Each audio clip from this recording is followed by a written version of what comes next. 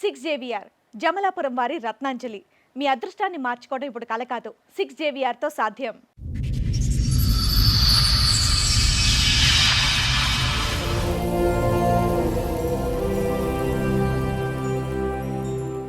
ఏమో మీ ఆరోగ్యం బానే ఉందా?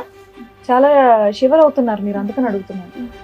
ఎక్కడి నుంచి వస్తున్నారు? కర్ణాటక నుంచి బెంగళూరు. 2008లో పెళ్ళయింది. కరోనా వచ్చేదాకా అక్కడే ఉన్నాను. వచ్చినప్పటి నుంచి పని అక్కడ లేదని తుమ్కూరు మా ఆయన వాళ్ళ ఊరికే వెళ్ళిపోయాను. మా ఆయన రాలేదు. పెద్దలు మా అమ్మ తమ్ముడు, మా అమ్మ వాళ్ళ సొంత తమ్ముడే. మీ మామయ్యకి ఎంత మా వయసు తేడా? నీ భర్త 17 years. అమ్మా మీకు పిల్లలు ఉన్నారమ్మా? లేదు. 2008లో పెళ్ళయింది. ఇప్పటిదాకా పిల్లలు లేరు. ఇప్పటిదాకా దానికి కారణం ఏంటో చెప్పండి. తనకి ఇంట్రెస్ట్ లేదు వచ్చేవాడు తాగడం.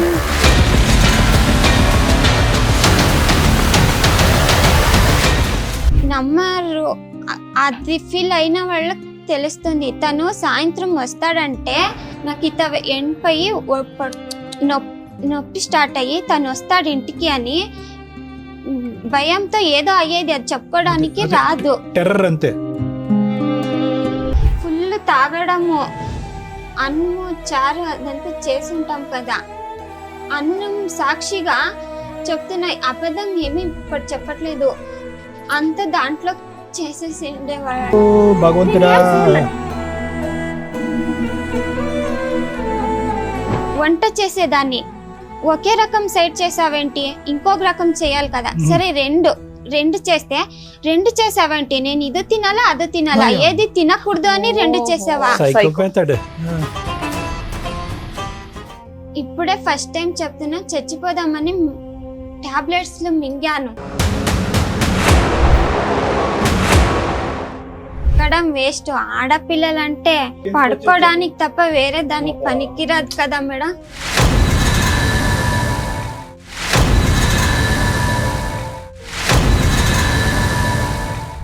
ఇవన్నీ మీ అమ్మకి తెలుసా అమ్మా? చెప్తే తను ఏమై భర్తను వదిలి రాకూడదు, అక్కడే ఉండాలి. సరే మీ పిన్నులు చచ్చిపోతే అక్కడే చచ్చిపోవాలి అంతే. అలా బ్యాడ్ గా మాట్లాడతారు సార్. ఎవరు లేరు, నేను మా అమ్మ ఇద్దరే ఉండేదని. మీ అమ్మ లేనప్పుడు నువ్వు ఫోన్ చేయి, మా భార్య లేనప్పుడు నేను ఫోన్ చేస్తానని అడుగుతారు.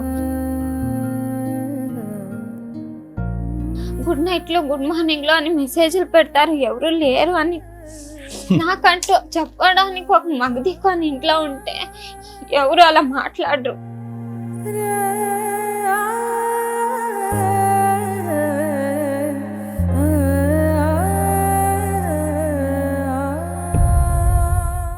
సార్, మేడం చంద్రిక గారిని ఒకసారి నేను స్టేజ్ మీద పిలుస్తాను.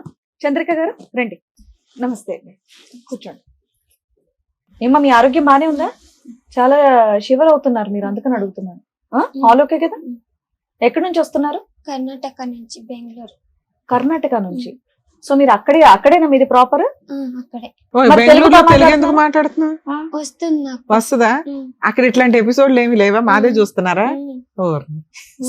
సో తెలుగు మీకు మొత్తం క్లియర్ గా అర్థం అవుతుంది? అర్థమవుతుంది, మాట్లాడతాను. మీరు ఉండేది అక్కడ?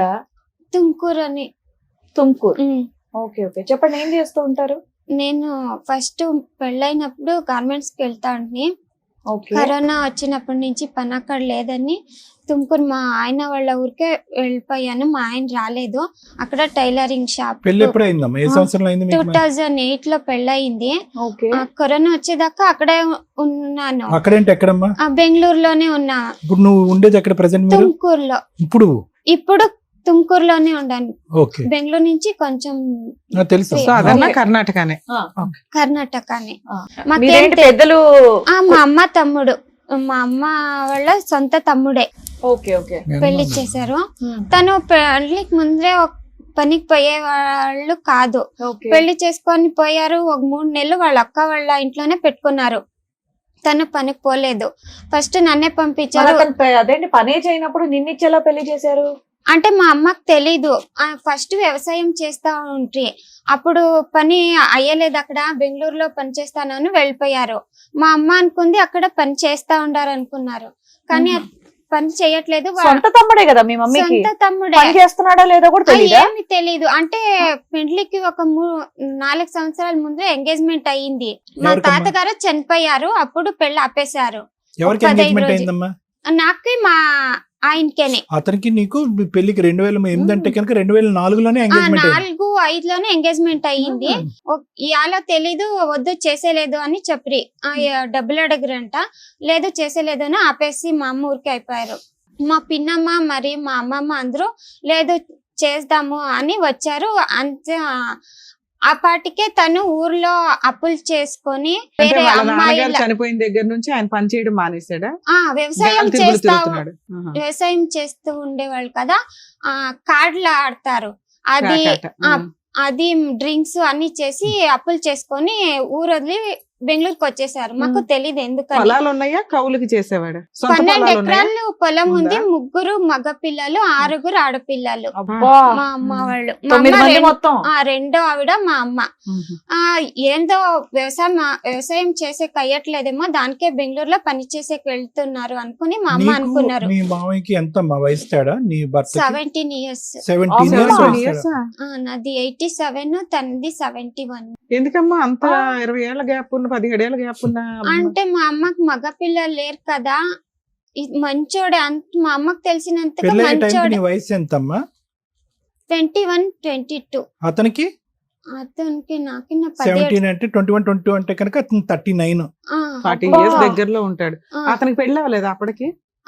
చేసుకోలేదు. ఎందుకని? వాళ్ళ చెల్లెలు ఉండే లాస్ట్, తనకి చేసిన తర్వాత ఈయన చేద్దామని పెళ్లి లేట్ అయిపోయింది. లేట్ మీ అయిపోయింది. అమ్మ తెలివిగా మనకు మగ పిల్లలు లేరు కదా అని నిన్నేమో వాళ్ళ తమ్ముడికి ఇచ్చి పెళ్లి చేసింది. మంచోడు అని ఎంగేజ్మెంట్ చేసి తర్వాత ఏం తెలియలేదు. తను బెంగళూరులో ఉండే పనికి పోయేవాడు కాదు. ఫస్ట్ నన్నే నేను చేస్తుంటే కదా ఫస్టే, సరే పోతానని పోతాను. అదే బెంగళూరు కొంత ఫస్ట్ టైం కదా, కొత్త ఊరు. భయం వేసింది, వాపస్ వచ్చేసాను, పనికి పోలేదు. తిట్టారు. మళ్ళీ తను 3 నెలల తర్వాత పోయారు.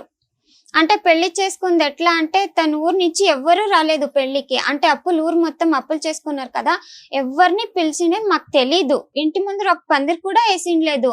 తను ఎక్కడ ఉండి ఎక్కడ పెళ్లికి వచ్చేసారు. మా ఇంటి ముందర మాత్రమే పందిరి వేసిండేది. ఒక 3 నెలలు నేను పనికి పోలేదు.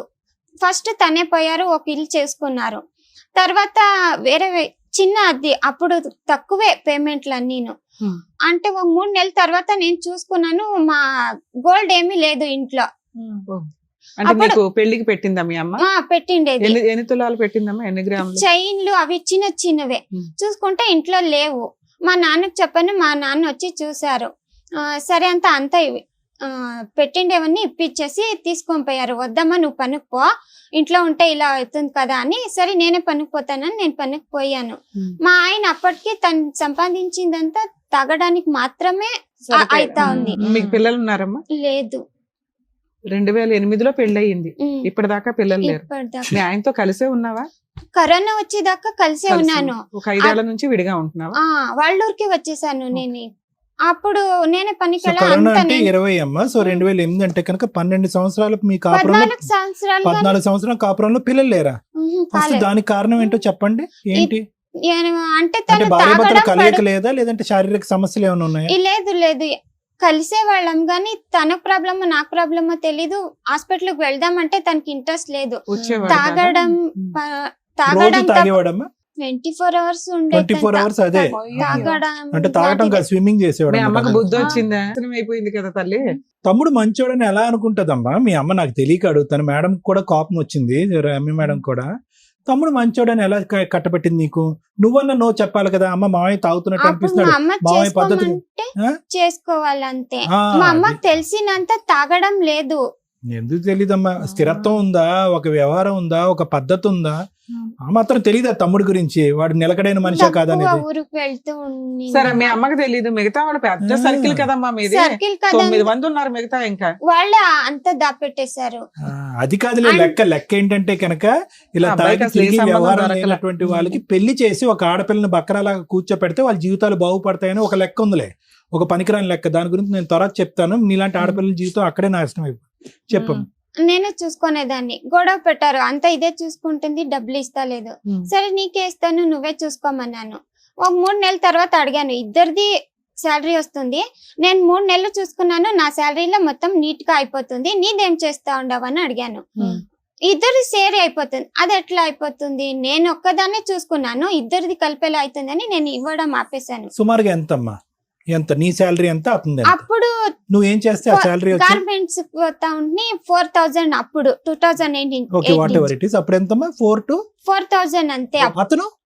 అతను అలాంటి ఫ్యాక్టరీకే పోయేవాడు, సెక్యూరిటీ. నీది 4, అతనిది తనది నాకు ఒక 500 ఎక్కువ వచ్చేది. అతనిది వచ్చేది కాదు, నీది ఖర్చు అయిపోయేది. Okay, right. ఇచ్చేది ఆయన ఖర్చు పెట్టేసుకునేవాడు, తాగడానికి తిరగడానికి ప్యాకెట్లు కూడా ఇవ్వడం ఆపేశాను. అలాగే ముందుకు వెళ్ళిపోయింది. ఆయనకి ఇచ్చే అంత డబ్బులు నీ దగ్గర ఎక్కడ ఉంటాయి? వచ్చి 4,000 అద్దె కట్టుకోవడం, సరుకులు, నీ ఖర్చులు ఇవన్నీ సరిపోతాయి కదా నాన్న? సరిపోతాయి. అప్పుడు గొడవ పెట్టాడు, నేను ఇచ్చేలేదు, అంతే అయిపోతుందని ఆపేశాను. ఇప్పుడు ఈ 5 ఏళ్ల నుంచి ఏమైంది? మళ్ళీ అప్పుడు ఫుల్ తాగి వచ్చేవాడు కదా మేడం, నమ్మరు. అది ఫీల్ అయిన వాళ్ళకి తెలుస్తుంది. తను సాయంత్రం వస్తాడంటే 5 గంటలు అయితే నాకు ఇత ఎండిపోయి నొప్పి స్టార్ట్ అయ్యి తను వస్తాడు ఇంటికి అని భయంతో ఏదో అయ్యేది, అది చెప్పుకోవడానికి రాదు. టెర్రర్ అంతే. అంటే కొట్టేవాడమ్మా, కొట్టేవాడు, తిట్టేవాడు, వాకలు తీసి పారిపోయి వంటింట్లో నిల్చుకునే దాన్ని. తను వస్తే మాట ఏంటి, కొంచెం ఇటు అటు జరిగిన తిట్టేవాడు. వంట చేసేదాన్ని, ఒకే రకం సైడ్ చేసావేంటి, ఇంకొక రకం చేయాలి కదా, సరే రెండు చేస్తే 2 చేసావేంటి, నేను ఇది తినాలా అది తినాలా, ఏది తినకూడదు అని 2 చేసావా, ఉడుకు పెట్టాలి, ఉడుకు కావాలి, ఉడుకు పెడితే ఇంత ఉడుకు ఎలా తింటారు, వేడిగా పెడితే దానికి గొడవ లేదు, ఫ్యాన్ వేస్తాను చల్లారుతుంది అని. అంటే ఫ్యాన్ వేస్తే నాకు తెలీదు అది చల్లబడుతుందని గొడవ పెట్టేవాడు. ఇవన్నీ తాగిన మొత్తంలో మాట్లాడటం అంతే కదా, 24 గంటలు తాగుతూనే ఉంటాడు. తాగకుండా ఉండే మనిషిని నువ్వు ఎప్పుడు చూడలేదు. అది సోమవారం నుంచి శుక్రవారం వరకు ఇంతే, 5:30 అయితే 9 వరకు అలా ఉండేది. శుక్రవారం వస్తే ఫుల్, శనివారం మొత్తం ఉండేది. అలాంటే సండే వచ్చేస్తుంది కదా, సండే ఇంట్లో ఉంటాను కదా, ఫుల్ ఎలా ఉండేది ఇంట్లో అని భయమేస్తా ఉండేది. మీ అమ్మకి తెలుసా అమ్మా? చెప్తే తను ఏమై భర్తను వదిలి రాకూడదు, అక్కడే ఉండాలి, అక్కడే చచ్చిపోవాలి, అంతే, మగోడిని వదిలి రాకూడదు, అంతే. పెద్దమ్మలు కూడా ఏం సపోర్ట్ చేయరు. తను ఇంత తాగు ఊరికే పడుకొనేస్తాడు, ఏం చెయ్యడు అని చెప్పేది. మా ఇంటి ముందరే ఉండేది పిన్నమ్మ ఒకరు, తమ్ముడికే సపోర్ట్. ఇంట్లో వాళ్ళకి నువ్వు నచ్చకపోవడానికి కారణం ఏంటి? నిన్నేంటి ఇట్లా వదిలించుకున్నారు ఎందుకని తెలీదు. ఒక్కొక్కసారి అదే కోపం వస్తుంది, ఎందుకు ఇలాంటి వాళ్ళకి ఇచ్చేసారు కదా అని. సరే ఇస్తే ఇచ్చారు, మారతాడని ఇచ్చుంటారు. అబ్బాయి ఇలా ఎవ్రీడే క్రూయల్ గా ఉంటే నిన్ను కాపాడుకోవాలి కదమ్మా. మీ అమ్మ మీ పెద్దమ్మలు వచ్చేది, కూర్చొనేది, నేను చెప్పినప్పుడు తన ముఖం నా ముఖం చూసేది, వెళ్ళిపోయేది, అంతే. మా నాన్న పిలుచుకొని పోదాం పాపని అని చెప్పేవారు. మా అమ్మ వద్దు, ఆడపిల్లని తీసుకో వెళ్ళకూడదు. మీకెంతమంది బ్రదర్స్ అండ్ సిస్టర్స్ అమ్మా? లేదు, నేను మా చెల్లెలు ఇద్దరే. చెల్లెలికి పెళ్ళయిందా? బానే ఉందా? బాగున్నారు. సాటర్డే వస్తే పని, సండే రజమిస్తారు కదా మేడం, అందరూ అనౌన్స్ చేస్తారు కదా, అది చూస్తూ కూర్చొనే వాళ్ళు, రజమిస్తే చాలా అని. నేను మాత్రం దేవుడ వద్దు, సండే రజమి ఈకూడదు, పని కష్టం, భయం, ఇంట్లో ఉండాల్సి వస్తుంది అని భయము. ఎప్పుడు ఇంట్లో నుంచి బయట పోతాడని శిక్ష వేసే వాళ్ళకి తప్పించుకుంటే ఎంత ఖుషి వస్తుందో, అంత పని ఉందంటే నాకు అంత ఇదైపోయేది. పని వెళ్తే చాలా అని. సాయంత్రం వస్తా కాళ్ళు చేతులన్నీ కంట్రోల్లో ఉండేవి కాదు. భయానికి ఇంటికి వస్తే ఫుల్ తాగడము, అన్నము చారు అదంతా చేసి ఉంటాం కదా, అన్నం సాక్షిగా చెప్తున్నాయి, అబద్ధం ఏమి ఇక్కడ చెప్పట్లేదు, అంత దాంట్లో చేసేసి ఉండేవాళ్ళు. తనే చెప్పినందుకు ఒకరోజు నేను చూసాను, ఇంకొక రోజు తనే చెప్పాడు. అప్పటి నుంచి చేసిండేది ఏది తినేది అప్పుడే చేయాలి, అప్పుడే తినేయాలి, అంతే. వేడివేడిగా తినాలి, అంతే. పెట్టిండేదేమి తినేటట్లేదు.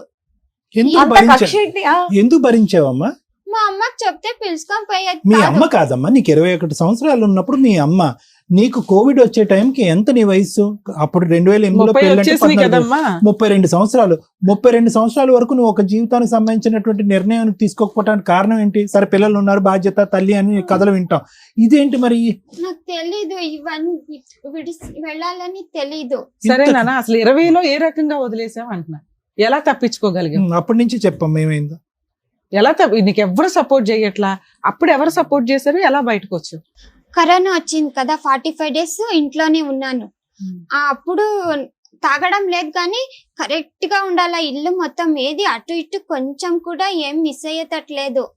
అప్పుడు ఉన్నప్పుడు ఒకసారి మా అమ్మకి తెలుసో తెలీదో, ఇప్పుడే ఫస్ట్ టైం చెప్తున్నా, చచ్చిపోదామని టాబ్లెట్స్ మింగాను. మా Suicide అమ్మకి తెలీదు, ఇదే ఫస్ట్ టైం ఇక్కడే చెప్తున్నాను. తను ఎక్కడికో వెళ్ళిపోయాడు, సండే టైం అది. కొంచెం కొంచెం ఉంది నాకు జ్ఞానము, పడుకోపోయాను. నీకు జ్ఞానం వచ్చేసరికి వాష్రూమ్ లో పడుకోపోయాను. ఆ టాబ్లెట్స్ మింగినప్పటి నుంచి నాకు ఇక్కడి నుంచి ఇక్కడికి కాళ్ళు ఏదో నొప్పి వస్తుంది, అది ఎందుకు వస్తుందో నాకు తెలీదు. ఆ టాబ్లెట్ మింగినప్పటి నుంచి నాకు ఈ ప్రాబ్లం స్టార్ట్ అయ్యింది. కుడికాలమ్మా, రైట్ రైట్ లెగ్, రెండు కాళ్ళును స్పర్శ తెలియట్లేదా? స్పర్శ తెలుస్తుంది, అదేమో నొప్పి వస్తుంది. ఆ నొప్పి చెప్పుకోవడానికి రాదు నాకు. అది నొప్పి కాదు, ఊరికే ఉండడానికి. సరే అమ్మా, ఎన్ని కష్టాల్లో నువ్వు ఎలా బయటపడ్డావు అది చెప్పు. ఇప్పుడు 3 సార్లు అడిగాను, ఎలా బయటపడ్డావు? కరోనా వచ్చింది కదా, పని నాకు లేదు, ప్రైవేట్ జాబ్ కదా. సరే మా అమ్మకు చెప్పాను, ఏం చేసేది అంటే మా పిన్నమ్మ వాళ్ళు ఏం చెప్పారు, లేదు టైలరింగ్ బట్టలు మిషన్ కుట్టడం వస్తుంది కదా, పార్లర్ కొంచెం నేర్చుకొని బట్టలు కుట్టడం నేర్చుకుంటే ఊరికే వెళ్ళిపోవచ్చు కదా అని చెప్పారు.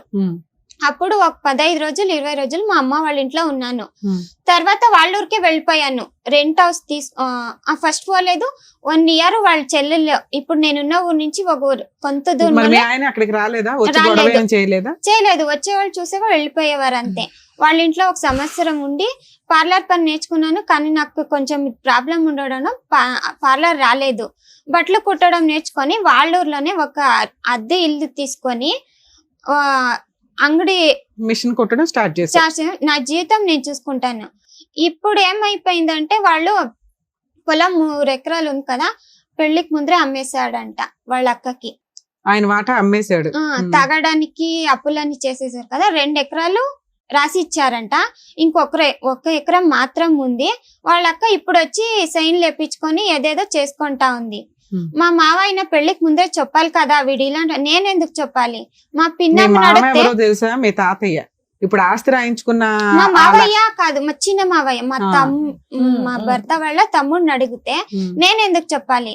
మా పిన్నమ్మ నడితే నువ్వు పెళ్లికి ముందే చెప్పాలి కదా, ఇలాంటి అప్పులు చేశాడు, అమ్మాయిల వెనుక తిరిగేవాడు అని చెప్పాలి. మీ అమ్మ చెప్పొద్దంది, అందుకే నేను చెప్పలేదు. మీ అమ్మే చెప్పొద్దు. మా అమ్మకి మీ అమ్మ చెప్పొద్దా, మా అమ్మకు అమ్మే కదా చెప్పొద్దంది, అందుకే నేను చెప్పలేదు అని చెప్తున్నారు.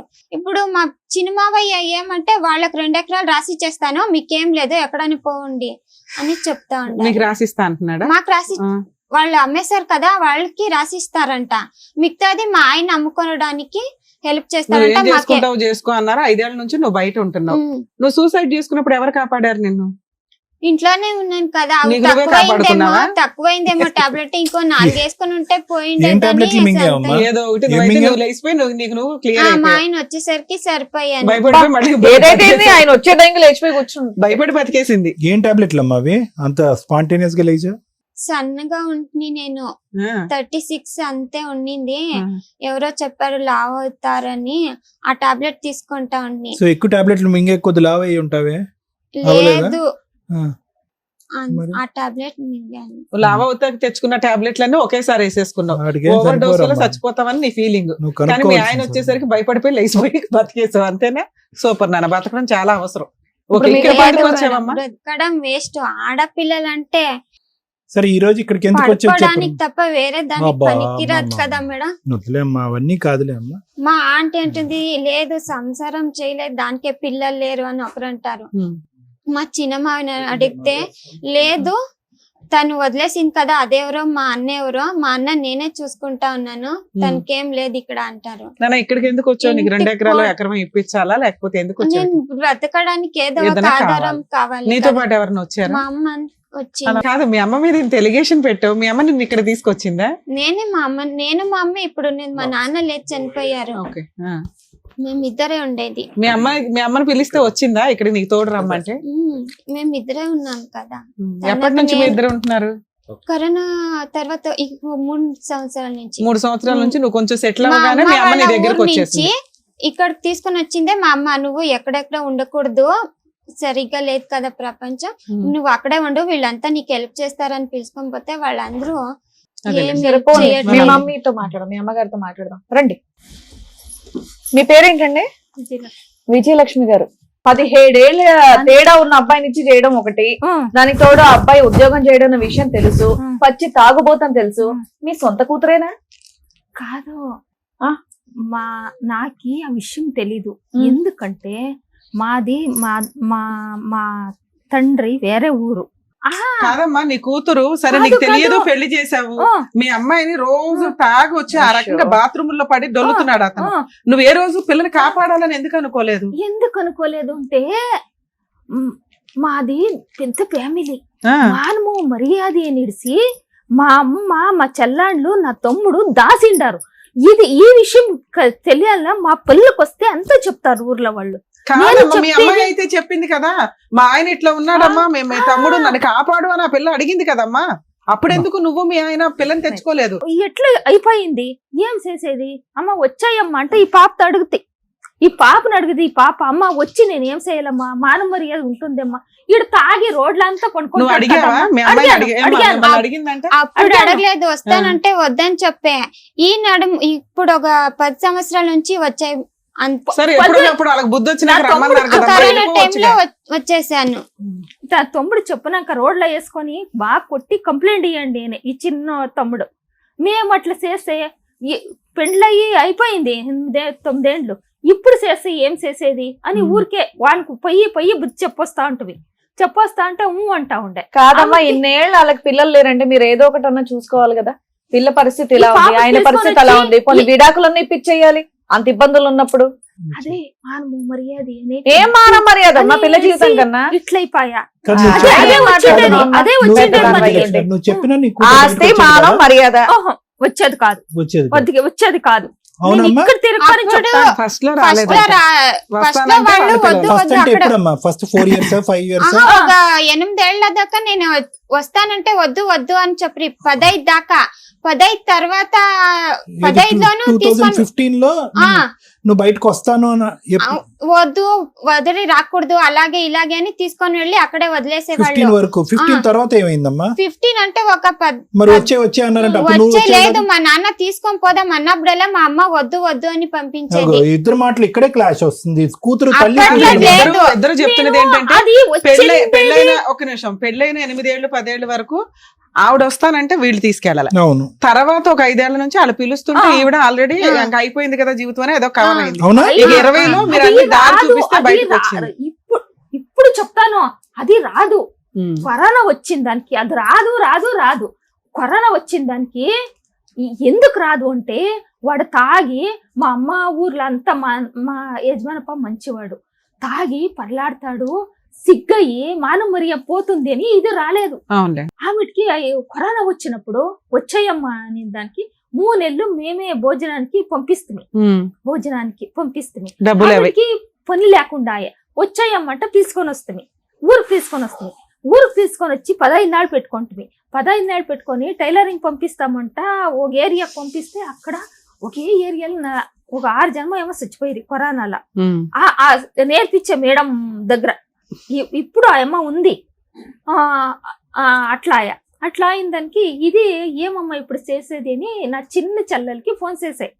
అంటే నెలమంగంలో 16,000 ఇస్తారు బిస్కెట్ ఫ్యాక్టరీకి, పోతాను అంటే చెప్పిన దానికి ఆ పాప ఏమని అంటే, ఎన్నాళ్ళు దుడుస్తున్నా అంతే, నువ్వు వాడు తాగి పడతా ఉంటాడు, వాడి తాగి అదే పనే చేస్తా ఉంటాడు, నువ్వు వచ్చేయి టైలర్ నేర్చుకో, పార్లర్ నేర్చుకో వచ్చాయి అని.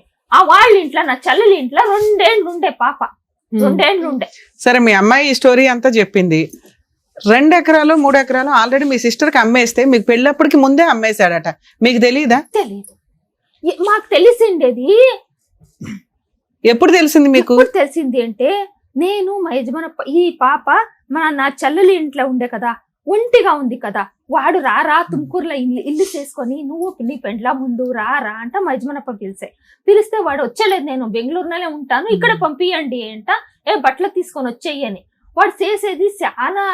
నిజంగా 2 ఎకరాలు అమ్మేశాడా? అమ్మేశాడు. ఇంకో ఎకరం ఉందా? ఉంది. ఆయన పేరు మీదే ఉందా? ఇంకా తన పేరు పైన అవ్వలేదు. రాలేదు. అవ్వలేదు. అవును, మరి మీరంతా ఒకే కుటుంబం కదా, పిల్ల జీవితం నాశనం అయింది. మరి కుటుంబ పెద్దలందరూ కూర్చొని ఆ పిల్లకి ఎకరం రాయించేయచ్చు కదా. అదే చెప్తా ఉండాను. ఈ మా యజమానప్ప నేను అదే నా పుట్టింటికే పోయి బాడిగింట్లో వండుకొని ఈ పాపతో తీసుకొని వచ్చి వాళ్ళ ఇంట్లో ఉండే కదా, పని చేసుకునే కదా నా చెల్లింట్లో, అదే 1 లక్ష ఇచ్చి అంగడి వేసి చేసుకొని ఉందే. వంత రమ్మంటే వాడు నేను వచ్చేలేదు అంటాడు ఊరికి. బెంగళూరులో ఏం చేస్తున్నాడు ఇప్పుడు? బాత్రూమ్ కడుగుతున్నాడా? కడిగేది, సామాన్లు తొమ్ముకునేది, అప్పటికప్పుడు తాగి పడుకునేది. అదే బాత్రూమ్ లో పడుకుంటున్నాడు కదమ్మా ఆ వీడియోలో. ఇప్పుడు మేము ఉండే చోటే కొంచెం దూరంలో ఉన్నారు, బార్ అంగుడిలో పనిచేస్తా ఉన్నాను. మంచి బంపర్ ఆఫర్ చూసుకున్నాడు. బార్ లోనే పని చేసుకుంటాడు, బయటికి కూడా వెళ్ళవసరం. తాగుడు, అక్కడే పని చేసుడు, అక్కడే బాత్రూమ్ లో పడడం, సరిపోయింది. ఈ రోజు మీరు ఇక్కడ రావడానికి కారణం ఏంటి? ఏమంటే ఈ పాపకి ఏమన్నా న్యాయం చేయండి. మీ అల్లుడికి తెలుగు వచ్చా మీ అల్లుడికి? మీరు తెలుగు వాళ్ళేనమ్మా? లేదు, కన్నడికా? మా నాయన, మేము అక్కడ ఉంటాం కదా, నాయన వాళ్ళ ఊర్లో తెలుగు మాట్లాడుతుండ్రి, మా అమ్మకి రాదు. కదా ఇప్పుడు బెంగళూరులో గానీ తుమ్కూరులో గానీ మీరు ఏ భాష మాట్లాడుతారు? కన్నడమే మాట్లాడతాం. బాగా రాదు. న్యాయం కావాలని ఇక్కడ దాకా వచ్చారు. ఓకే, న్యాయం కావాలని వచ్చాము. వాడు ఏమన్నా తాగకుండా, నేను తాగేది ఇడిచిపెట్టిండాను, ఇప్పుడు చెప్తా ఉండాను మేడం గారు, వాడు తాగేలేదు, నేను ఇంక ఇడిచిపెట్టిండాను అంటే సంసారం చేయి నేను పాప వంత. నేను ఇప్పుడు పిలుస్తాను, తాగొద్దు, తాగితే ఉండడానికి మీకు కాదు. ఇష్టమే మీ ఆయన తాగుడు మానేస్తే మీ ఆయనే తీసుకురావాల్సిందిగా మీ అమ్మని పక్కన పెట్టి. ఓకేనా? లేదు మేడం, బయట అలాగే చూస్తారు. అతని చేత తాగుడు వినండి, అతని చేత తాగుడు మానిపించడం అంటే నాలాంటి సైకియాట్రిస్ట్ మిగతా పేషెంట్లు అందరికీ గుడ్ బై చెప్పేసి అతనితో పాటు ఒక ఇంట్లో ఉండి చేయించేటటువంటి కార్యక్రమం. ఇంపాసిబుల్. ఆ స్థాయి తాగేటటువంటి వ్యక్తి మానటం అనేటటువంటిది ఇంపాసిబుల్. రక్తం ఎలా ప్రవహిస్తుందో మందు కూడా అతని శరీరంలో అలా ప్రవహిస్తుంది. ఇంత జరిగిన తర్వాత కూడా అంత నరకం ఏమండి, గుటక మింగలేకపోతున్నా, నోరారిపోతుంది, కడుపులో దేవేస్తుంది అని చెప్పి తాగి బాత్రూంలో పడుకున్నాడు. మీ ఆయన ఎక్కడ పడుకున్నాడో కూడా తెలియదు. తాగి తినేటటువంటి పళ్ళెంలో పోస్తున్నాడు. అలాంటి వ్యక్తిని ఈ రోజు మార్చేయమని చెప్పి వేదికను అడుగుతున్నావా? అయ్యో రామా. వాడు ఇంట్లో పోయి స్టవ్ దగ్గర పోయి ఏమంట్లా ఉచ్చేకొస్తా ఉంటాడు. వాడు ఎక్కడ పోయాడమ్మా? బాత్రూమ్ లో తప్ప అన్ని చోట్ల పోస్తాడు. అప్పుడు 14 రోజులు ఉంటాయి. మీరు నన్ను ఏమన్నా తిట్టండి, నా చెల్లెలి పోతే ఇది ఇల్లు కదా, ఇడిది అది వాసులు కదా, అక్కడ ఎవరు నీళ్లు కూడా మా ఇంట్లో తాగేవాళ్ళు కాదు. కూర్చొని బయటకు ముఖం పెట్టుకునేది. ఎవరు రానటువంటి ఇంట్లో అతను కావాలని నువ్వు ఎందుకు కోరుకుంటున్నావమ్మా? ఇప్పుడు తాగడం ఆపేస్తే సరిపోతాడమ్మా.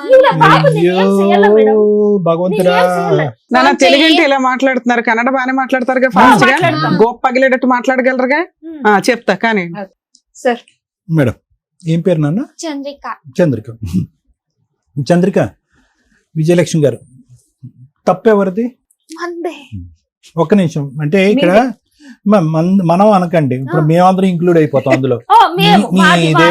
మీరు ఎంత వాదించినా, మీరు ఎంత చెప్పినా, at the end of the day మీరు బయట ఊరి నుంచి ఒక అబ్బాయిని తీసుకురాలేదు, వేరే మతం నుంచో కులం నుంచో తీసుకురాలేదు. సొంత మీ ఇంట్లో ఉండేటటువంటి ఒక తమ్ముడిని, మీరు చిన్నప్పటి నుంచి ఎరిగినటువంటి ఒక వ్యక్తిని తీసుకొచ్చి మీ అమ్మాయికి కట్టబెట్టారు. సరే అండి, అలవాట్ల సంగతి నాకు తెలియదు, నేను అమాయకురాల్ని, వాళ్ళు మెడ కోసారు, గొంతు కోసారు, వీళ్ళు గొంతు కోసారు అని చెప్పద్దు. ఒక వ్యక్తి తాగుతున్నాడా, తాగట్లేదా, సిగరెట్ కాలుస్తున్నాడా, పేకాట ఆడుతున్నాడా అనేటువంటి అంశాలు అక్కర్లేదు. ఈ రోజు మీ తమ్ముడి యొక్క ఆలోచన శైలి, వ్యక్తిత్వం, నిలకడతనం అనేటటువంటిది చిన్నప్పటి నుంచి మీరు అసెస్ చేస్తుంటారు కదా. ఈ రోజు మీ వైపు వేలెత్తి చూపెడితే కనుక మీరు సమర్థించుకునేటటువంటి ప్రయత్నం చేయకండి. ఎందుకంటే తప్పు జరిగిపోయింది. ఎందుకంటే ఈ రోజు కారణం గురించి మనం అర్థం చేసుకుంటే పరిణామం గురించి అర్థం చేసుకుని పరిష్కార మార్గం అనేది వెతకడానికి ఉంటుంది. ఇప్పుడు కారణం దగ్గర మనం అగ్రిమెంట్ అవ్వలేదు అనుకోండి, ఏదండి మా తమ్ముడు అంటే నాకు తెలియదండి, అలా చేస్తాడని నాకు తెలియదని అన్నాం అనుకోండి, మనం ముందు పోలేం. కాబట్టి ఇక్కడ ఎవరో ఒకరు నెత్తి మీద భారాన్ని వేసుకోండి. ఈరోజు ఎవరో ఒకరు ఎందుకు మీరు తీసుకోవాలి, వేయండి కాదు, మీరు తీసుకోవాలి. ఎందుకు అనేది కూడా నేను చెప్తాను. మీ మనసు భారం అయినా కూడా నేను చెప్తాను, వినండి. ఈరోజు 39 సంవత్సరాలు అబ్బాయికి పెళ్ళి అయ్యే టైంకి, మీ అమ్మాయికి 21 సంవత్సరాలు. ఆ ఫోటోలో చూస్తే పుత్తడి బొమ్మలా ఉంది. అప్పుడే అతనికి ఇంకో 2 రోజులు అయితే కర్ర పట్టుకునేటట్టున్నాడు. బక్క చిక్కి అతను చూస్తుంటే కనుక, ఆ ఫోటోలో చూస్తుంటే కనుక ఆ తర్వాత తాగుడు అలవాటైన వాళ్ళ లేదు, అప్పటికే తాగుబోతాడు అన్నట్టు నాకు అర్థమవుతుంది. నా మాత్రం సైకాట్రీ నాకు తెలుసు. వినండి. సో ఒక మనిషిని చూసి వ్యక్తిత్వాన్ని ఆలోచించి చేయవలసినటువంటి అంత దుర్భర పరిస్థితి లేదు. చక్కటి అమ్మాయి, తెలివైనటువంటి అమ్మాయి, చూడముచ్చటగా ఉంది ఆ ఫోటోలో కూడా. ఒక తాతకి ఇచ్చి పెళ్లి చేసినట్టుంది. 19 సంవత్సరాలు 18 సంవత్సరాలు తేడా, 21, అతనికి 18 సంవత్సరాలు. ఒక వ్యక్తికి అప్పటి వరకు పెళ్లి కాకుండా ఉన్నాడు అంటే కనుక వ్యక్తిత్వాన్ని కరెక్ట్ గా ఉండకపోవాలి, అలవాట్లు అనేటటువంటి స్థిరంగా ఉండిపోవాలి, లేదంటే సద్యోగం లేకపోలేదు. ఈ 3 కారణాలు ఉంటేనే పెళ్లిళ్ళు పోస్ట్పోన్ అవుతాయి. జాతకాల పరంగా, ఇతరాత్ర పరంగా అవుతాయి. ఇతను మామూలుగా పోస్ట్పోన్ అయిందా పెళ్లి, 39 సంవత్సరాల వరకు పెళ్లి కాలేదు. అతనికి దిక్కు లేక, దివానా లేక, ఎవరు వచ్చేటటువంటి ఆడపిల్ల మీ గడప తొక్కేటానికి ఇష్టపడలేక ఈ రోజు చేసినటువంటి బక్రా ఈ రోజు చంద్రిక. మరి ఇది నిజం. ఇప్పుడు ఎలా ఉందంటేనమ్మా ఇప్పుడు పరిస్థితి, క్లైమాక్స్ యాంటీ క్లైమాక్స్ అంటాం కదా శ్రీవాణి గారు. మేడం ఇక్కడ చూసారా, మనం ఏమనుకున్నాం, ఇలా కూర్చున్నటువంటి అమ్మాయి 17 సంవత్సరాల పాటు, లేదంటే 17 to 18 ఇయర్ పాటు మంచినీళ్ళ కంటే మందే తాగినటువంటి వ్యక్తి, మందుతోనే స్నానం చేసేటటువంటి వ్యక్తి, బెడ్రూమ్ ఏది బాత్రూమ్ అనేటటువంటి తెలియనటువంటి వ్యక్తి, ఎక్కడ పోయాలో అర్థం కానటువంటి వ్యక్తి. ఒక వ్యక్తితో చాలా మంది ఇక్కడ కూర్చున్నటువంటి ఆడవాళ్ళు ఏమంటారు, సార్ స్టార్టింగ్ లోనే బాగున్నాడు, లాస్ట్ 2 years బాగలేదు, స్టార్టింగ్ లో బాగున్నాడు, లాస్ట్ 5 years బాగలేదు. అలాంటిది 17 సంవత్సరాల పాటు ఎటువంటి కొంపలో నువ్వు ఉన్నావు అనేటటువంటిది ఆలోచించుకున్న తర్వాత చేదరించుకుని, అసహించుకుని, వాడితో నాకు పిల్ల లేదు, ఏమీ లేదు, బాధ్యత లేదు, బరువు లేదు, నన్ను తిని ఆరేశాడు, నా రక్తం పీల్చి పిండి ఆరేశాడు, వాడి ఇంట్లోకి వస్తుంటేనే కాళ్ళు చేతులు వణికిపోయి సూసైడ్ అటెంప్ట్లు చేసుకుని నిద్ర మాత్రలు కొన్న, లేదంటే ఏవో మాత్రలు మింగి చచ్చిపోయినటువంటి అమ్మాయి ఈరోజు యాంటీ క్లైమాక్స్ ఇక్కడ కూర్చుని ఏమంటుంది, సార్ అతనికి అడిగిస్తే కనుక కూర్చోపెట్టుకుంటాను సార్ పక్కన అని అంటుంది. ఐదర్ నీకు కంప్లీట్ గా అతనితో ఉండి బుర్ర పాడవ్వాలి. ఇది రోజు ట్రీట్మెంట్, కౌన్సిలింగ్ ఆ మహానుభావుడికి కాదు, అతనికి ఇస్తే కనుక ట్రీట్మెంట్ మేము తీసుకోవాలి, సగం ట్రీట్మెంట్. అలాంటి వాళ్ళకి అర్థమైందమ్మా. అలాంటి వాళ్ళు, అటువంటి వ్యక్తిత్వం ఉండేటటువంటి వాళ్ళు పుట్టెరుగు మారరు అనేటటువంటిది ఈ వేదిక మీద అందరికంటే బాగా తెలిసినటువంటి వ్యక్తి ఎవరంటే మీ అమ్మ.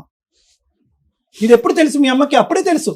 లేదంటే 39 సంవత్సరాలు వచ్చేంత వరకు ఒక దిక్కు దివానా లేకుండా, ఒక సద్యోగం లేకుండా అందరి మీద ఆధారపడేటటువంటి ఒక వ్యక్తి పెళ్లి కాకుండా 30 సంవత్సరాల వరకు ఎందుకుంటాడమ్మా? ఎవరు ఎంత మోసం చేసినా కూడా.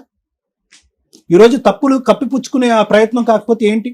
అయితే ఈరోజు అందరూ ప్రపంచం అంతా వద్దనుకున్నటువంటి వ్యక్తిని ఈరోజు చంద్రిక కావాలి అని ఎందుకు అనుకుంటుందో నేను చెప్పనా?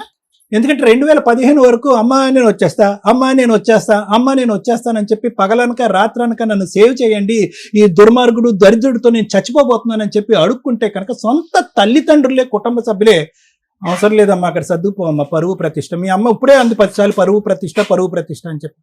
ఇంకేమైపోద్ది అంటే కనుక అప్పటికి నీకు 27-28 సంవత్సరాలు వచ్చేసింది.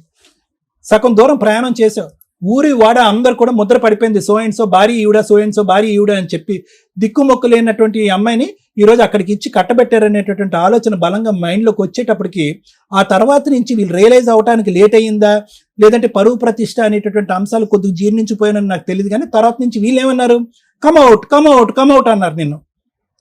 కానీ నువ్వు బయటికి రాలే ఎందుకు? ఇంకా అర్థమైపోయింది అసలైనటువంటి ప్రేమ ఏంటి, అసలు నీ గురించి మనస్ఫూర్తిగా ఆలోచించేటటువంటి వాళ్ళు ఎవరున్నారు ఈ ప్రపంచంలో. వీడి దగ్గర నుంచి విడాకులు తీసుకుని ఈ తాగుబోతోడి దగ్గర తీసుకుని బయటపడిపోయినా కూడా ఇప్పటి వరకు నేను నరకం అనుభవిస్తున్నాను రా, అబద్ధం ఆడవలసిన దానికి నాకు అవసరం లేదు అని చెప్పేటటువంటి ఒక మాట అన్నా కూడా నా అనేటటువంటి వాళ్ళు ఎవరు కనికరం చూపెట్టలేదు, ఎవరు గొడిగిచ్చి నన్ను కాపాడలేదు. నేను బయటకు వస్తే కనుక వాడి చేతిలో చచ్చేదానికంటే వీళ్ళ చేతిలోనే చచ్చిపోతాను అనే ఉద్దేశంతో నువ్వు అక్కడే ఉండిపోతాను. ఎందుకు? వీళ్ళకి పరువు ప్రతిష్ట. ఆడిని కాపాడేసేయాలి, వాడు తాగుడు ఆపించేసేయాలి, నిన్ను పెళ్లి చేసేసి వాడిని పక్కన కూర్చోపెట్టేసి నీ చేత పిల్లలు కనిపించేసేయాలి, నీ చేత సంపాదించేసేయాలి, వాడిని పోషించేయాలి. ఇదే ఎజెండా. వీళ్ళందరికీ ఎక్కడ కూడా కూతురు అనే ఎజెండా లేదు. సారీ, తప్పుగా అనుకోకండి, ఎక్కడ లేదు, అప్పుడు లేదు, ఇప్పుడు కూడా లేదు. కాబట్టి ఇంక నువ్వు ఫిక్స్ అయిపోయావు. 2015 నుంచి కరోనా వచ్చేంత వరకు ఏమని ఫిక్స్ అయిపోయావు అంటే కనుక, వద్దురా బాబు, మీలాంటి మనుషులు వద్దు, నేను వస్తానన్నప్పుడల్లా వద్దు అనేటటువంటి మీలాంటి మనుషుల దగ్గరకు వచ్చి బ్రతకడం అనేది కూడా తాగేటటువంటి వ్యక్తి దగ్గర చావు దెబ్బలు తిన్న దాంతోనే సమానం. కాబట్టి నేను ఎక్కడే చావురేవు ఎక్కడ చచ్చిపోతానని ఫిక్స్ అయిపోయావు. అదే పాట ఈ రోజు ఇప్పుడు కూడా పాడుతున్నాను. అదే నేను ఇందాక నుంచి క్లైమాక్స్ యాంటీ క్లైమాక్స్ అయిపోయింది మేడం చూసారా అంటున్నాను. అంటే మేము ఇక్కడికి వచ్చి సహజంగా వచ్చేటటువంటి ఆడవాళ్ళు ఏమంటారు, సార్ వాడితో నాకు సంబంధం లేదు, నా బ్రతికి ఇక్కడి నుంచి నేను బతుకుతాను. నాకు ఇప్పుడు వాడు పెళ్లి చేసుకున్నప్పుడు వాడి వయసు ఎంతో, ఇప్పుడు నీ వయసు ఎంత? 39.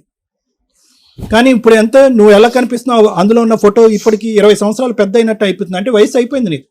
అంటే నంబర్ ప్రకారం అవ్వలేదు కానీ మానసికంగా శారీరకంగా నీ వయసు అయిపోయింది. 59లా అన్నావు నువ్వు. అతనికి 55 సంవత్సరాలు. వాడు ఎలా ఉన్నాడు?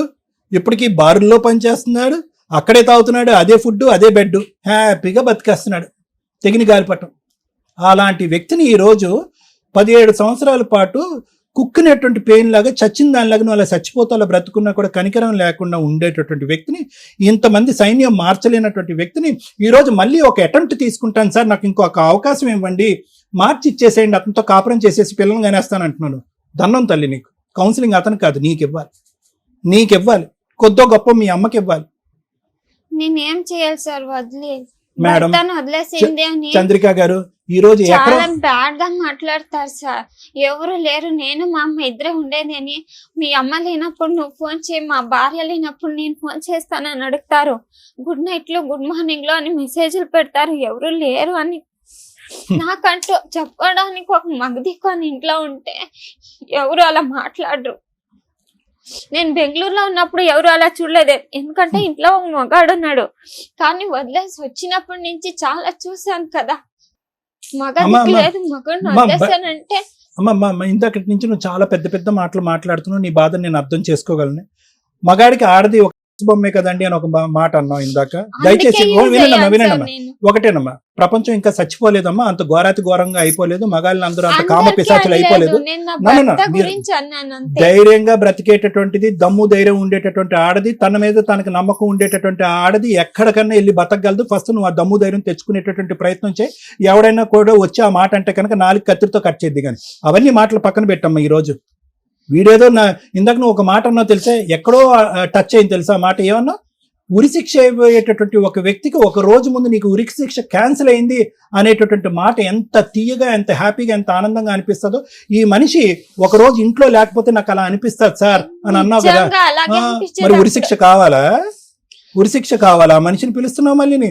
బయట ప్రపంచం చండాలంగా ఉంది కాబట్టి ఈ ప్రపంచంలోనే నువ్వు అంటున్నావు చూడు, అది నీ పిచ్చితనం. ఏమ్మా బతకట్లేదా? ఆడవాళ్ళు ఒంటరిగా బతకట్లేదా? పిల్లలు వేసుకుని బతకట్లేదా? నువ్వు ప్రతిదానికి ఏంటంటే ఆడది ఒంటరిగా బతుకుతే కనుక ప్రతి ఒడు గుడ్ మార్నింగ్ గుడ్ ఈవినింగ్ మెసేజ్లు పంపిస్తాడని చెప్పి మగలోకాన్ని అంతా కూడా డస్ట్బిన్ లోకి వేయద్దు. అంతే, నేను అందరినీ చెప్పలేదు, ఒక ఇద్దరు ముగ్గురు మాత్రమే. ఎవరు కాదమ్మా, ఒకటి వినమ్మా. ఈ రోజు పంచాయతీ 1 ఎకరం భూమి కాదు, కరెక్టే, నీ బ్రతుకు తెరువు నీకు కావాలి, నువ్వు అంతకంటే దజ్జగా ఎకరం భూమి లేకుండా కూడా బతకగలవు. కానీ ఎందుకంటే 2008లో కూడా నువ్వు పని చేసుకుంటున్నావు, 2025లో కూడా పని చేస్తున్నావు, 2020 వరకు కరోనా వచ్చేంత వరకు ఒక మగాడిని కూడా పోషించావు నువ్వు. సో నీకు అన్ని స్థైర్యాలు, అన్ని ధైర్యాలు, అన్ని కెపాసిటీస్ నీకు ఉన్నాయి. నీకేం అవిటితనం లేదు, అనారోగ్యం లేదు. నువ్వు అనుకుంటే కావాల్సి ఇక్కడ దిల్క పవర్ కావాలి, నీకు దృఢం కావాలి, ఆలోచన కావాలి. ఎవరి మీద ఆధారపడక్కర్లేదు, నువ్వు ఎవరి మీద ఎవరిని పోషించక్కర్లేదు. నువ్వు నీ మట్టుకు నువ్వు బ్రతుకు. అతని నుంచి నన్ను విముక్తి కలిగించండి, అతని దగ్గర నుంచి నేను దూరం అవుతాను, నా బ్రతుకు నేను బ్రతుకుతాను, లేదంటే ఎవరైనా యోగ్యుడు మంచోడు వస్తే కనుక పెళ్లి చేసుకుంటాననే మాట మాట్లాడితే కనుక అది వేరే విషయం. కానీ అది వేరే విషయం అమ్మ. నువ్వు మళ్ళీ పెళ్లి చేసుకుంటాననేది నీకు ఇంకో బూతు మాటలాగా అనిపించచ్చు నేను అనేది. కానీ నేను అనేది ఏంటంటే ఈ రోజు కూడా నీకేమీ జీవితం అయిపోలేదు అనే మాట నేను అంటున్నాను. ఒకప్పుడు నీకు ఇష్టం లేకపోతే కనుక ఆ ప్రపంచం నాకు నచ్చదండి, పెళ్లి అంటే కనుక నాకు వామిటింగ్ సెన్సేషన్ వస్తుందని నీకు అంటే కనుక ఇతని దగ్గరకు మాత్రం వెళ్ళటానికి ప్రయత్నం చేయద్దు ప్లీజ్.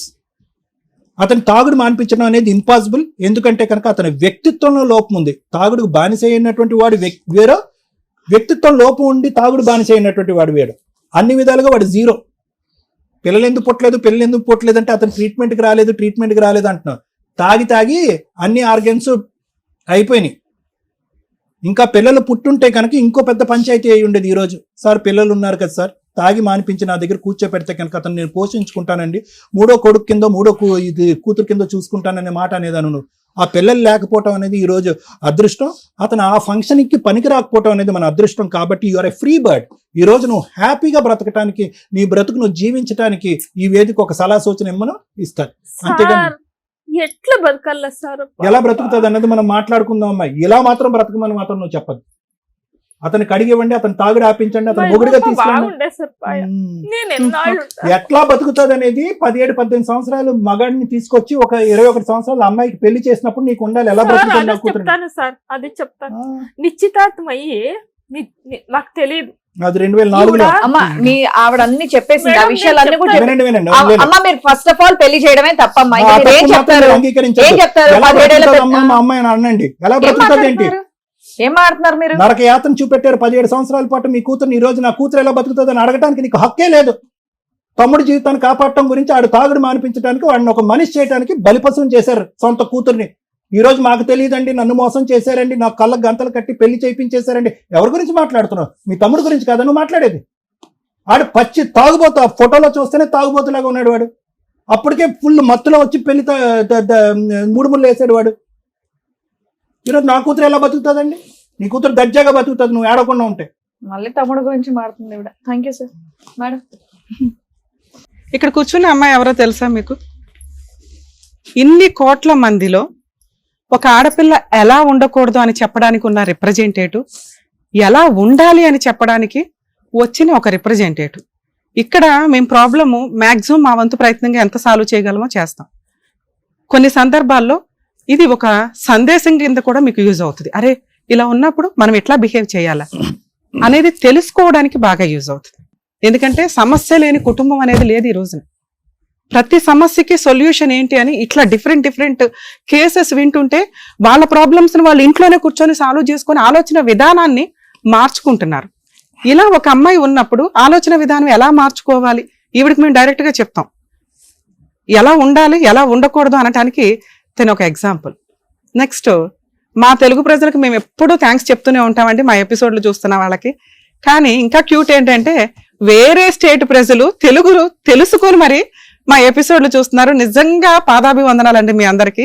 వీళ్ళు ఇక్కడ మాట్లాడింది మనం చాలా ఎపిసోడ్లు చూస్తే సరిగ్గా మాట్లాడట్లేదు కాబట్టి ఏమైనా సైకలాజికల్ డిప్రెషన్ ఆ ప్రాబ్లమా వీళ్ళు చెప్తున్న అబద్ధాలా అని అనిపిస్తుంది. వీళ్ళ లాంగ్వేజ్ ఇంత తెలుగు మాట్లాడుతున్నందుకు హ్యాట్స్ ఆఫ్ చెప్పాలి. ఎందుకంటే వాళ్ళ లోకల్ లాంగ్వేజ్ లో వాళ్ళు కేక పెట్టించి మాట్లాడగలరు. కానీ మనలో ఎంతమందిమి మన పక్క రాష్ట్రాల లాంగ్వేజ్ మాట్లాడగలం, మన నేషనల్ లాంగ్వేజ్ మాట్లాడగలం? చాలా తక్కువ మంది. ప్లీజ్ ఒక మనిషికి ఇండియాలో ఉన్న కనీసం 2-3 లాంగ్వేజ్లు ఖచ్చితంగా రావాలి. కనీసం హిందీ, ఇంగ్లీష్, మన లోకల్ లాంగ్వేజ్. సైడ్ స్టేట్లవి ఈ మాదిరి నేర్చుకోగలిగితే హ్యాట్స్ ఆఫే. ఏ ఉత్తరే కూర్చొని పని చేసామా, తిన్నామా, వెళ్ళామా, సినిమాలకు వెళ్ళామా అనేది కాకుండా కనీసం వాళ్ళ కష్టాన్ని వేరే స్టేట్ వెళ్ళి చెప్పగలిగే అంత లేకపోయినా మన అవసరాలకి లోకల్ లాంగ్వేజ్ తో పాటు అదర్ లాంగ్వేజ్లు కూడా చాలా అవసరం. ఈ స్టేజ్ నుంచి మీ అందరినీ రిక్వెస్ట్ చేస్తున్నాను, ఇంకా లాంగ్వేజ్లు నేర్చుకోండి. నానా హ్యాట్స్. ఒక్క నిమిషం, నేను ఇంకా హగ్ చేసుకోవడానికి వచ్చాను, ఒక్కసారి ఉండు. ఎందుకు అంటే నువ్వు చాలా బ్రేవ్ గర్ల్. ఎందుకో చెప్తాను నేను.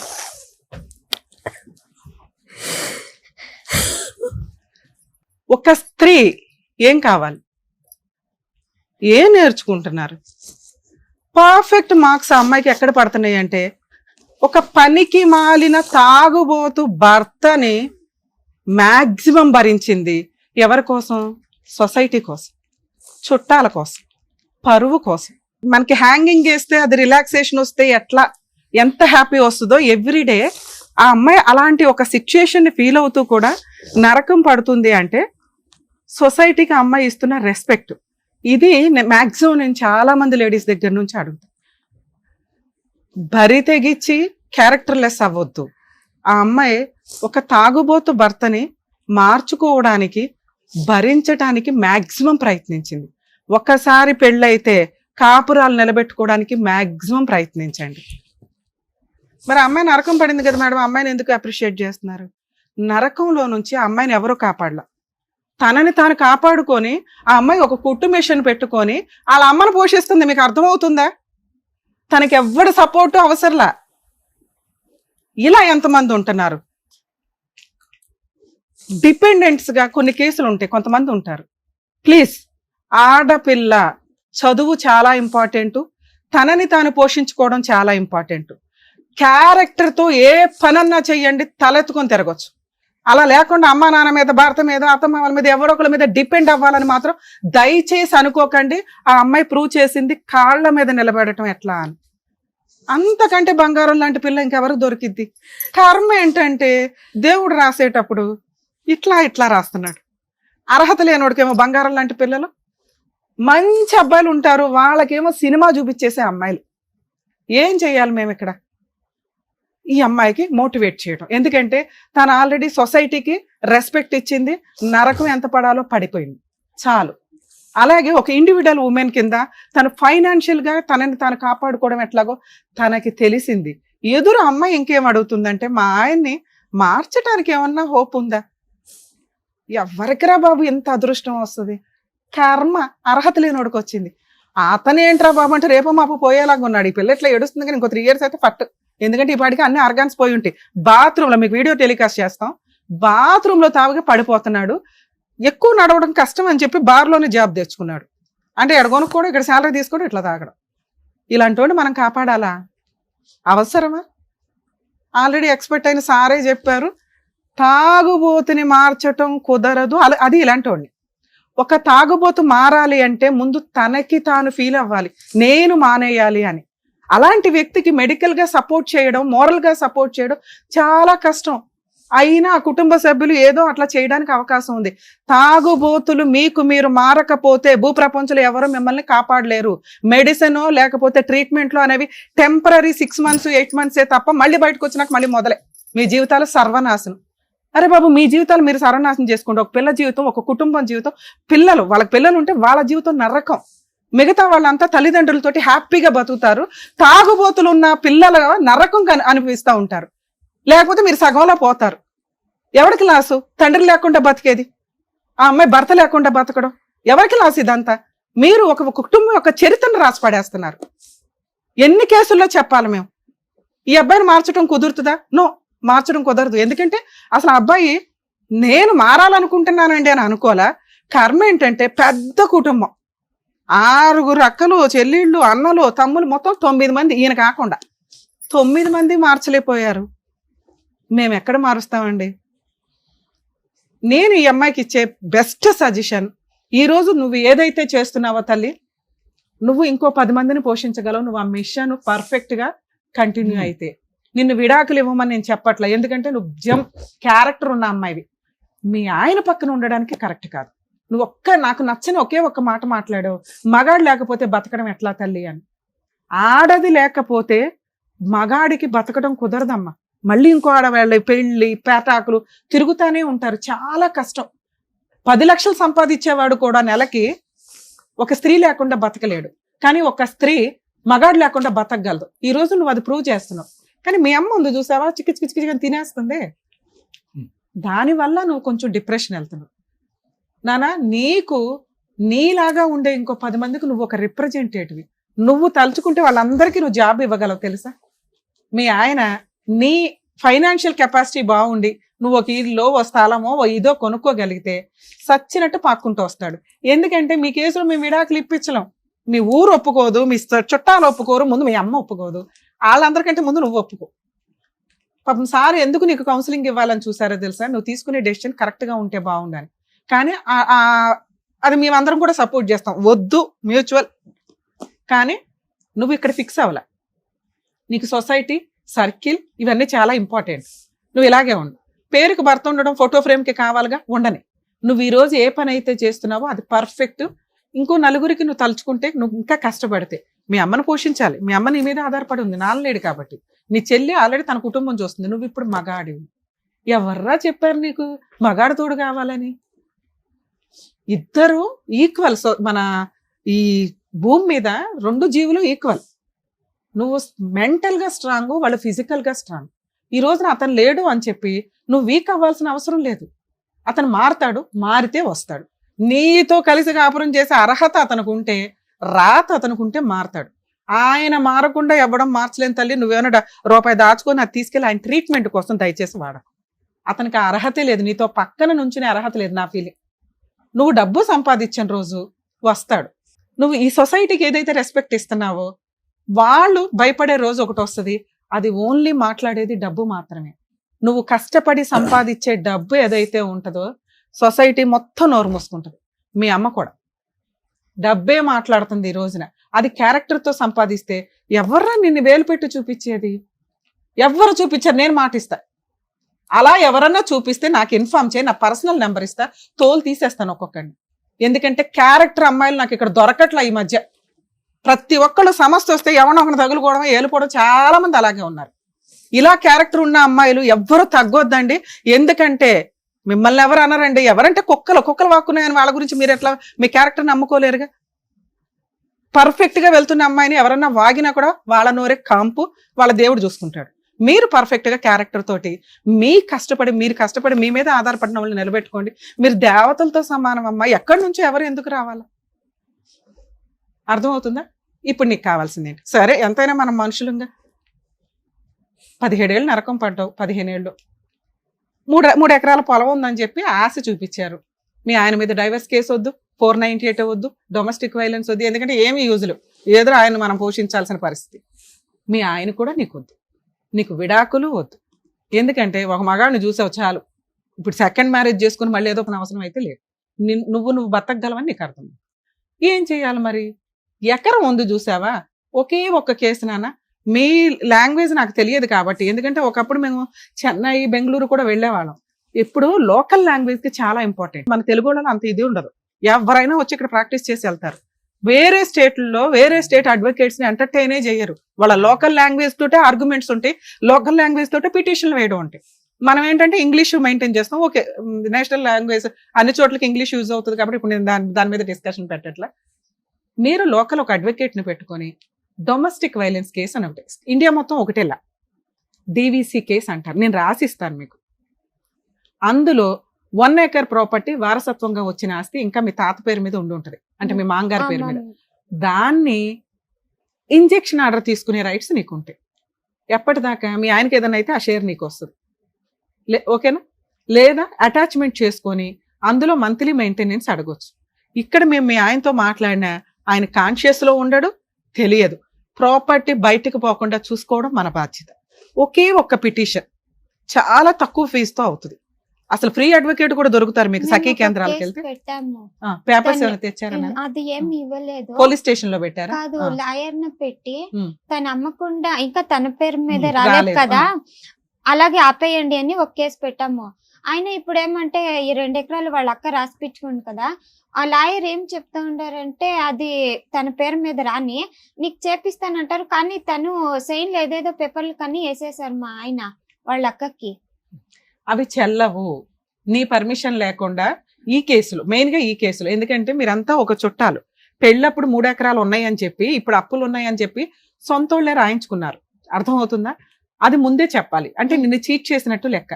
నేనేమంటున్నానంటే డొమెస్టిక్ వైలెన్స్ కేసులో మీ అమ్మమ్మ తాతయ్య ఎవరైతే అత్తమామ ఉన్నారో వాళ్ళతో పాటు ఎవరైతే ప్రాపర్టీ కొనుక్కున్నారో వాళ్ళని, ఈ తాగుబోతుని అందరినీ కలిపి ఒక పిటిషన్ ఫైల్ చేసి అందులో ప్రాపర్టీ అటాచ్మెంట్ చేసుకోవచ్చు. నేను అవి రాసిస్తాను, మీ అడ్వకేట్ తో మాట్లాడు.